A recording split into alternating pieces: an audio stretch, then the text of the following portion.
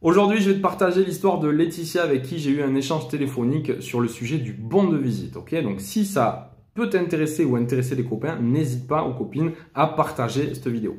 Donc Laetitia m'appelle, elle me dit, ben voilà, moi j'avais visité un appartement il y a 4 mois. Cet appartement avait été normalement vendu par l'agence qui me l'avait montré la première fois, mais j'étais au tout début de mes visites et je souhaitais faire une offre d'achat un peu plus tard. Et voilà, bon, je me suis fait doubler.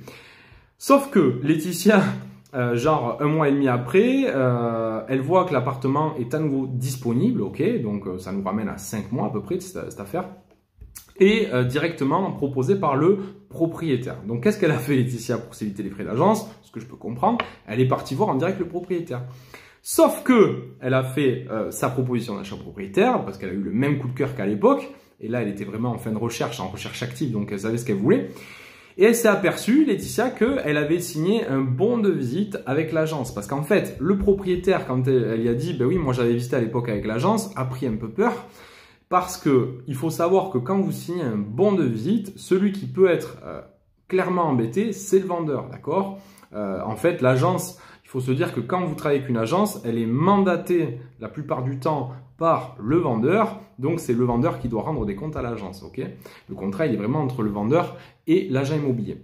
Donc là, du coup, le vendeur commence à flipper et dit, ouais, mais attendez, moi, j'ai signé un mandat à l'époque exclusif avec l'agence, donc est-ce qu'ils vont pas venir m'embêter en me demandant des honoraires puisqu'ils vous avaient déjà proposé le bien? Donc, Laetitia, je lui dis, effectivement, monsieur le vendeur a complètement raison. Est-ce que tu peux me faire parvenir le bon de visite que tu avais signé à l'époque avec l'agence? Elle avait numérisé ce bon de visite, donc elle a bien fait les choses, elle me l'a transféré. Il faut savoir que dans le bon de visite, il y a 5 points qui sont hyper importants. Si l'agent immobilier oublie un de ces points-là, malheureusement, son bon de visite, il est caduc, il n'a pas de valeur. Donc, elle m'envoie son bon de visite, elle a de la chance, Laetitia.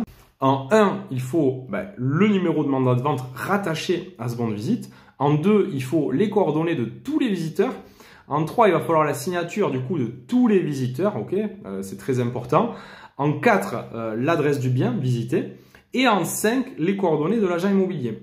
Et du coup, quand elle m'envoie son bon de visite, en fait, c'est les bons de visite Tissio. C'est Tissio, il fabrique plein de choses pour les agences immobilières et notamment les bons de visite. Donc, c'est un peu à l'ancienne. Pourquoi? Parce que maintenant, il y a plein de logiciels d'agence où quand tu veux éditer un bon de visite, il y a forcément tous ces renseignements-là qui sont notés à part l'adresse du visiteur. À part les coordonnées du visiteur et l'adresse du visiteur. Sauf que là, c'est tout à la main. Et en regardant son bon de visite, moi je me suis aperçu qu'il avait oublié le plus important, le numéro de mandat de vente. D'accord? Il avait tout noté, tout fait signer, mais il avait oublié le numéro de mandat de vente. Donc là, ce que je lui ai conseillé, elle peut se rapprocher éventuellement d'un avocat pour se rassurer, quitte à faire le rendez-vous avec le vendeur pour rassurer aussi le vendeur qui pourrait être éventuellement embêté par la suite. Mais en tout cas, elle peut très bien acheter le bien directement auprès du propriétaire parce que si l'agent immobilier veut intenter une action en justice, il perdra forcément puisque son bon de visite, il n'est pas viable. Voilà. Donc surtout, faites très attention à ces 5 points, ce que je vous ai précisé. Si vous êtes enchanté de ce que je vous ai raconté, les amis, je vous demande, s'il vous plaît, de mettre un petit pouce et surtout de vous abonner. N'hésitez pas à partager la vidéo à des gens qui souhaiteraient éventuellement acheter, ça pourrait les aider par la suite. À plus!